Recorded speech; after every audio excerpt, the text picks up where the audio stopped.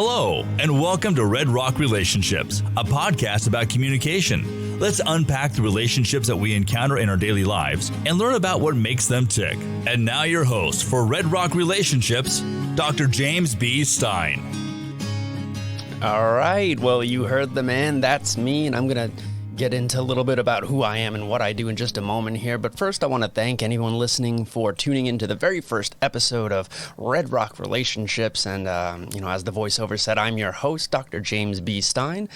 On this first episode, we're going to do things a little bit differently than how we plan on them moving forward. Ordinarily, what you're going to get is myself as well as a guest who will be talking about some of the most important issues related to not only relationships, but communication in general.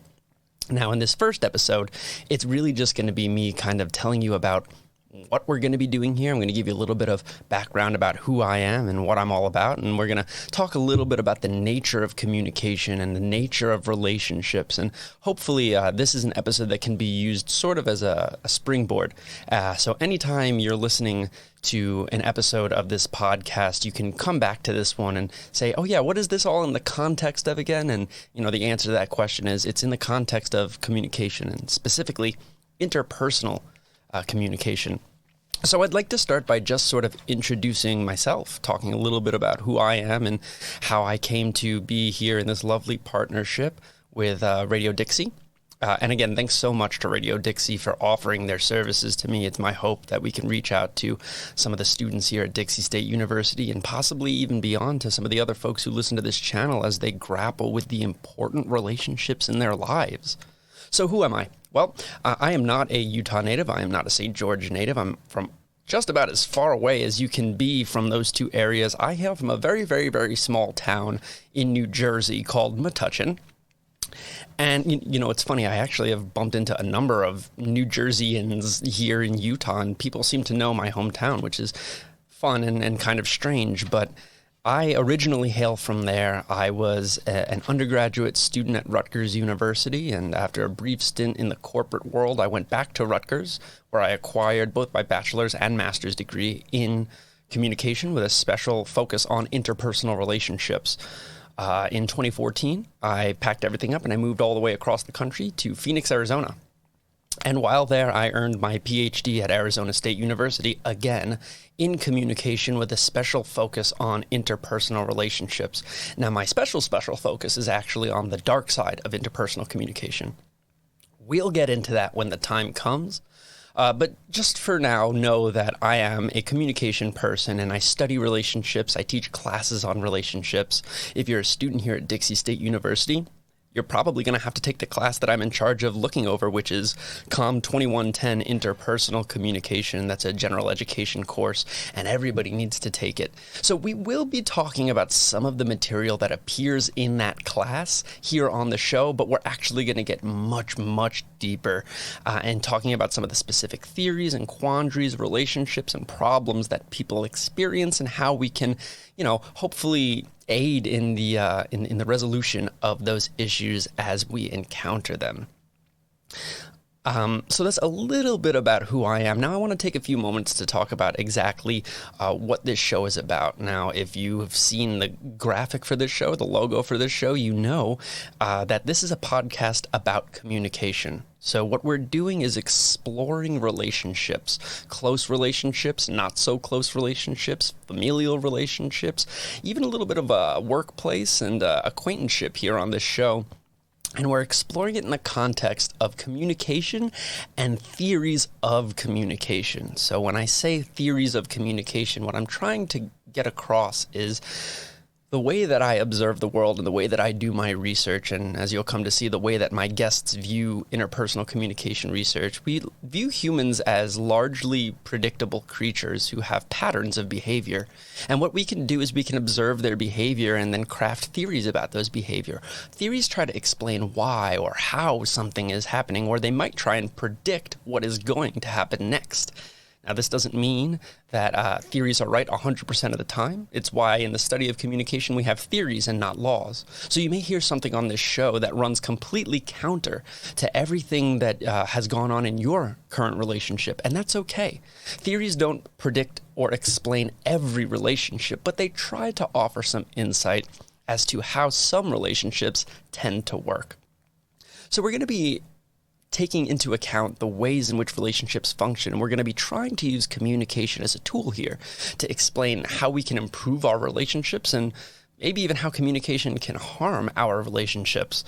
I'll give you an example, and this example actually comes from me in my personal life, and it's actually the story of how I got into the study of human communication. When I was a teenager, I was in my first, real relationship. It lasted almost a year and a half. And in that relationship, I was with a person who enjoyed spending time with me, but did not enjoy bringing me around her friends or her family. And I'll tell you this, her friends and family, they didn't really like me. And my friends and family, they didn't really like her. And we knew this to be true, but we never talked about it. We never sat down and said, hey, why is it that your family doesn't approve of me? Why is it that my friends aren't your biggest fan? And that got me thinking as I progressed through my undergraduate degree. And as I got into my master's program, I got into my second real relationship ever. And this was the exact opposite. It was a relationship in which the friends and family surrounding our bond were very supportive and very eager for us to progress. But we didn't really like each other that much. And it's funny because we didn't really talk about it. We spent so much time with mutual friends, and our parents got to know each other. And, I was at the birth of her brother's child, and it was a really surreal experience. And unfortunately, we just didn't talk all that much about us. And that hurt the relationship. Now, these are two instances in which a lack of communication can harm a relationship. But what we'll talk about in future episodes is how communicating too much can really damage a relationship. One example of this is when we are in the middle of a conflict, a fight, let's say with our romantic partner. If we don't go out of our way to talk about what it is that we're experiencing conflict over, we put ourselves in a position where we are only voicing our own position rather than exploring what our interests in that position are. Now, I'm getting ahead of myself. We're going to talk more about that in future episodes, the difference between taking a position and demonstrating an interest. But it's an example of how communicating too much, communicating about something that you shouldn't be, can potentially harm you. Now, one of the things that we're going to spend a lot of time on across all of our episodes is how do we deal with difficult communication experiences, specific episodes in which communication can either help or hurt. Now, one of the best things that we can do is we can sit down and we can, make notes about, hey, this is what I want to talk to you about. And we're going to talk about this and we're going to talk about that. But unfortunately, people aren't robots. And very often when we are faced with a difficult communication episode, there's no notes. There's no time to prepare. It just happens in the moment. So what we need to get a hold of is how can our knowledge of communication and communication theory help us as we approach these conversations? And then broadly, how can it help us as we reflect on our relationship and how we deal with our everyday lives? So that's kind of what this show is going to be about. And every week what we'll do is I'll bring in a very, very well-educated, smart, talented person who has a very specific niche that they study. And they will talk about these issues, and I'll ask questions and they'll give answers. And that's really what this show is about. But I also want to spend a couple of minutes talking about what this show is not about. First things first, this show is not about psychology. Psychology and communication are related topics, but it is not an opportunity per se to explore the human mind. The way that I tell my students about it is that psychology is what's going on up here, and communication is what's coming out here. Now, psychology often informs our communicative patterns, and indeed there is a substantial amount of overlap between some of the theories that psychology folks and communication folks cover. However, we really are more concerned with the actual interactions that have between two or more people as opposed to the thoughts that are just populating our heads. So it's not a psychology show. And I also want to make sure that everybody knows I am not a therapist. Quick little story. Back when I was a graduate student at ASU, students used to make a habit of coming into my coming into my office hours and asking me questions about their relationships. Like I'm supposed to have all these answers about their specific experiences, and I just don't have those answers. So there may be a time where we reach out to the folks who are listening to the show and we'll say, hey, ask us a question. And what we can do is we can break down that question in such a way that we can answer it from the theoretical perspective. But one thing that I'm not going to be trying to do on this show is giving people specific advice about their specific relationships. I'm not qualified to do that, and I have no interest in doing that. So I am not a therapist. This is not a therapy show. It's a show about the ways in which communication alters the way that we view the world and the way that our relationships work. So what I'm trying to say is that if you're struggling with your relationship, it's okay to say, hey, I've noticed that there's this problem in my relationship, but don't expect what we talk about on this show to be the thing that you can then take back to your partner and save your relationship with. Hopefully people do benefit from this show in the form of developing their communication to a level where they can then improve their relationships. But what I don't want to hear about is people saying, well, I was listening to Triple R the other day, and James said that the most important thing that we can talk about is XYZ, so why don't we talk about that? And then that starts a big fight that leads to a breakup. I don't want to hear those stories. So again, the things that I'm saying, you need to understand that they're coming from a theoretical place. They need to be taken with at least a little bit of a grain of salt. And you need to do your own work in terms of applying the things that are talked about on this show to your own specific relationship, right? It's like I tell my students, like I'm the professor and I can set the class up, in a way that sets you up for success and puts you in a position where you can do things to help yourself. But at some point, you really need to be the one to take the step and take things into your own hands. The final thing that this show is not about, and the thing that I have the least amount of tolerance for, is the validation of toxic traits. Now, we're going to spend some time talking about toxicity. We're going to talk about toxic masculinity. We're going to talk about the factors that contribute to women viewing themselves as less than, those toxic societal factors that we've been, talking about in modern mainstream society for a little bit while. We'll talk about those from a communication perspective, but one thing that this show is not designed to do is it is not designed for people to listen to it and then apply it to their negative behaviors to justify them. For example, and I'm not saying anybody's doing this, but for example, let's say you're the type of person who engages in infidelity. You cheat on your partner. Well, one of the things we're going to talk about next week is social exchange theory. And social exchange theory basically says that people are selfish. Like, we just tend to be that way. And as a result, when we form relationships with folks, we ask ourselves the question, hey, what can this person do for me? What can this person not do for me? How can I balance the rewards that this person can afford me with the costs that I need to incur from spending time with this person? Now, to the person who engages in serial infidelity, you may see this as a wide window to say, well, social exchange theory says that you're not giving me enough rewards, and as such, I need to go seek rewards from other people.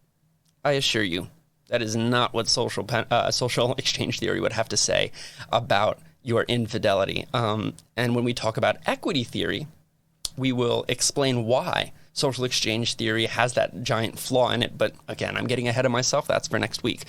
What I'm trying to say is that this show does not exist to justify the behaviors that you are currently engaging in that may be harmful to your relationship. So please keep that in mind. Now, we've got a little bit of time left. And so with that time, I want to talk about two final things. The first thing I want to talk about are the various models of communication that exist. Now remember, this first episode is just kind of dipping our toes into what communication is, and so I find it very important to discuss the history of communication, how it's been viewed by scholars like myself throughout the decades. Now, when the study of human communication was in its infancy, people viewed communication as linear. Linear communication is sort of what's happening right now. I'm in a podcast booth. I'm looking into a camera. I'm speaking into a microphone. There aren't too many people right now who can give me any sort of feedback. I'm just delivering a message. And the linear model of communication says that that's what communication looks like. One person is a sender. The other person is a receiver. I'm delivering a message, and that message is going through some sort of channel. In this case, maybe you're listening through the radio or through your phone or your mobile device, laptop, whatever it may be. That's the channel that you're listening to this through. The linear model of communication also says that when communication is delivered by one person, there's noise that gets in the way. And noise can be actual physical noise like the banging of a table or the jingling of keys, but it can also be psychological. The example that I use in my classes is you're on your way to class, you bump into someone who's really cute, right? Very attractive, and you can't stop thinking about them. You sit down in class, you know you should be paying attention to the things that your professor is saying, but all you can think about is that super cute person who you passed and what their life is and what they're about and how you can see them again so you can ask them for their number. Now that counts as noise. It's something that gets in the way of me delivering my message to you. But the linear model of communication is a bit antiquated. After a few decades, scholars came up with what is known as the interactional model of communication. Now, this allows people to be a sender and a receiver of information at the same time. So although right now I'm engaging in linear communication, you could imagine that if you were sitting across this booth from me, I would be able to receive information from you as I sit here talking, right? If you're making eye contact with me and nodding and smiling and going, that indicates to me that you're listening. And that's an act of communication that you're engaging in right there that I, myself, am taking in at the same time as my message production. Now, in this model of communication, not only am I a sender and a receiver, you're a sender and a receiver, there's noise that surrounds our interaction, and then also there's a context in which this occurs. For me and whoever's listening to this, I'm the host of a podcast and you're the listener to that podcast. That's the context in which my communication reaches you. If we were, let's say, good friends, and one of my hobbies is, back when we were allowed to play basketball, one of my hobbies was playing basketball. If we were talking in the middle of a basketball game, that communication would be occurring within that context. The type of message that you're going to receive from me is very different on the basketball court as opposed to here in the podcast studio. So that's what the interaction model takes into account. We're both sending and receiving, and of course our messages are being delivered within a context. Now, unfortunately, this scope is still a bit too narrow, and so in recent decades, people have proposed what's known as a transactional model of human communication, and that's the model that we typically follow. Now, the transactional model of communication holds with it all the assumptions that the linear and the interaction model hold, but more. For example, the transactional model of communication acknowledges that people have different backgrounds. Right? They come from different environments and different cultures and different upbringings, and so the norms that we engage in may be different from the norms that people engage in other places. Classic example, when I moved from New Jersey to Arizona and then out here to Utah, one of the things I was not expecting is for all the people who walk down the road, they stop and they say things like, hello, and how's your day going? And for me, when I first got to Arizona, I was walking down the street and someone said, hey, how are you? And my first reaction was, what do you care? Because that's kind of how people in New Jersey interact, right? They interact by not interacting. And if you have something to say to someone, it probably means that there's some sort of problem, but out here in the Southwest, people are a little bit more friendly, a little bit more willing to just ask someone how their day is going. And that's a cultural thing.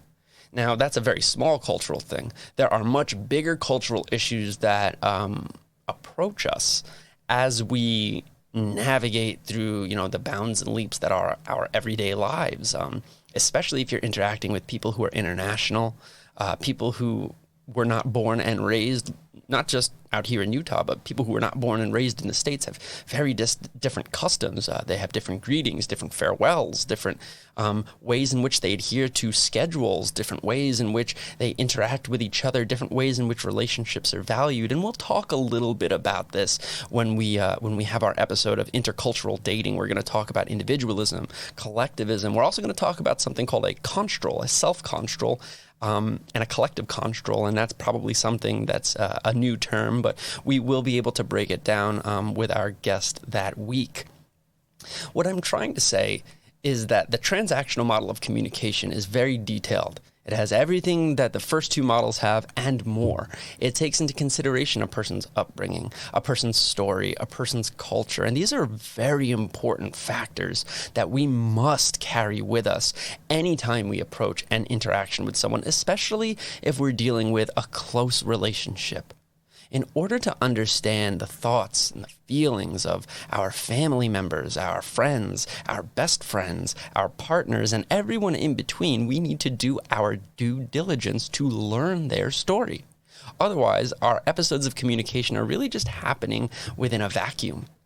And we know that communication does not happen within a vacuum. It's dynamic. It's ever-changing. It's explosive. It's something that we value in our lives a lot. And I'm sure you've heard people say all the time, well, you know, good relationships all start with communication. And that's definitely true. But it's become an adage that's been overlooked as we've sort of gotten used to it, and especially in the modern era as we now are slammed in the face with communication constantly. I mean, as I look around this podcast studio, 1, 2, 3, 4, 5 screens I see, those all give us information. And that information can then be used to alter the way that we interact with folks. So we need to know that. And this brings me to my final point of this episode. This may be something that you've heard before, but there's an old adage in the study of communication, and it goes like this. One cannot not communicate. And I'm not a huge fan of double negatives, but that's the saying. I didn't make it up. And the idea behind that phrase is, when we exist, we do so in a communicative fashion. So me, right now, yes, I'm certainly speaking words, but I'm also communicating things about who I am and what I do through my manner of dress, through the way that I make myself appear, through the tone of my voice, and every other little element that you could possibly imagine. And the important thing to understand here as we consider the idea of not communicating is that when we accept that every action that we do counts as an act of communication, it allows us to be a little bit more cognizant of our actions, or our lack thereof. For example, picture a wedding. One of the most classic questions that gets asked at a wedding is, and if anybody now, objects to this union, speak now or forever hold your peace.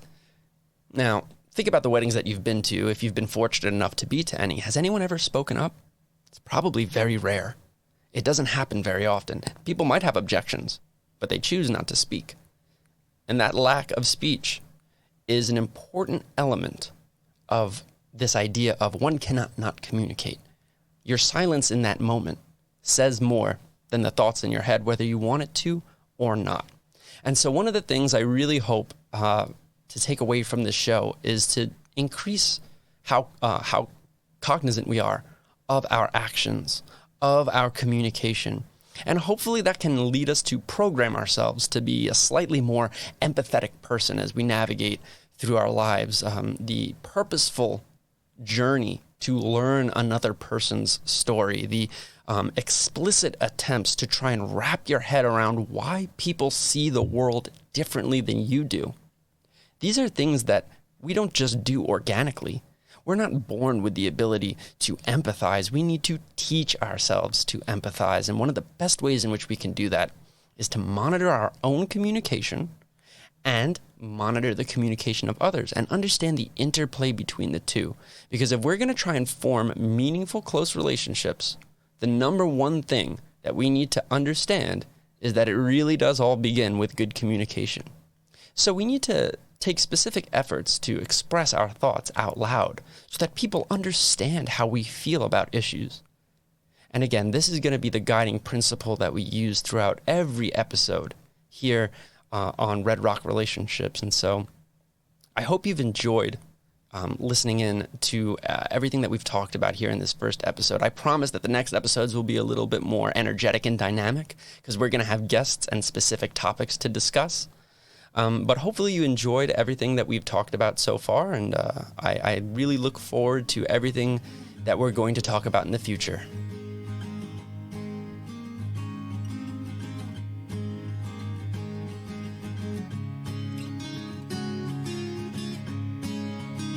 You've been listening to Red Rock Relationships, a podcast about communication. Thank you so much for giving us some of your time. If you'd like to be on the show or have questions for us, please send us an email to redrockrelationships@gmail.com. You can also find us on Facebook, Instagram, Twitter, Spotify, or wherever you listen to your podcasts. Just search Red Rock Relationships. Thank you again. And remember, it all begins with good communication. This has been a production from A Podcast Studio.